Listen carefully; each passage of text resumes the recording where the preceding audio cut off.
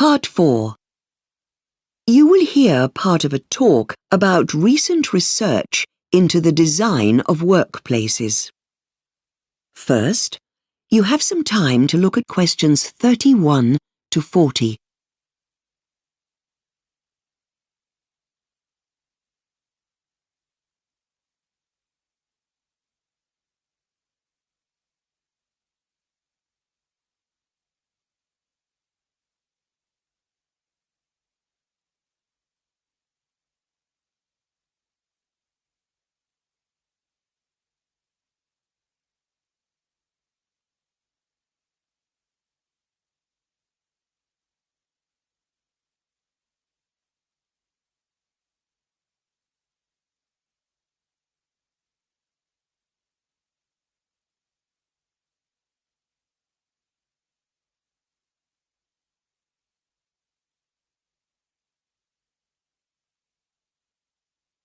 Now listen carefully and answer questions 31 to 40. Hello everyone. I recently completed some important research into the way office space is designed and its impact on employees. The open plan office had been the norm for offices around the world. I'm sure you can picture one, a big room with maybe 50 or 100 workers sitting at their workstations. You might think open plan designs are a recent phenomenon, but they actually came about in the early 20th century, when businesses needed large numbers of people to do typing.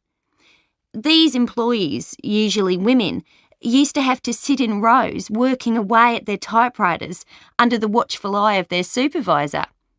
Over the years, designers have come up with several variations on the open theme. In particular, this has been achieved through furnishings. The early designs featured separate desks. A subsequent design introduced the concept of the cubicle. These can have either high screens that workers can't see over, or a screen just low enough to keep a lookout for the manager. And nowadays, with the increase in large call centres, a phenomenon known as hot desking is common. In this system, employees working on different shifts are asked to share the same workstation. As you can imagine, this is not very popular with staff, as there is little opportunity to personalise your workspace.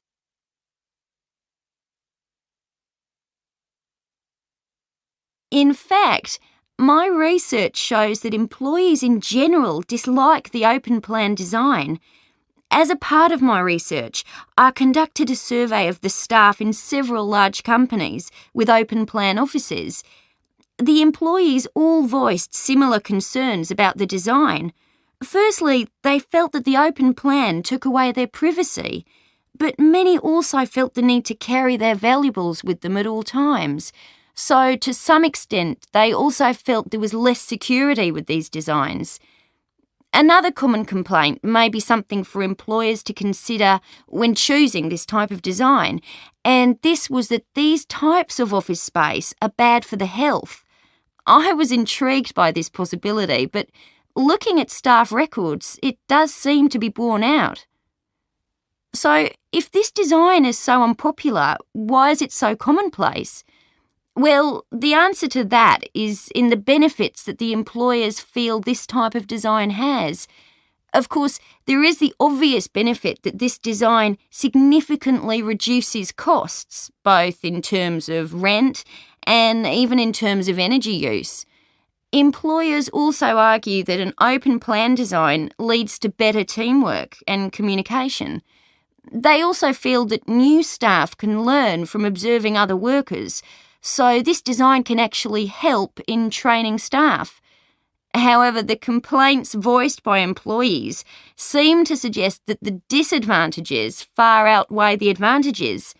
The reality is that unhappy workers are unlikely to work well together, and there is plenty of evidence to suggest workers are frequently distracted from their work by the noise that is all around them.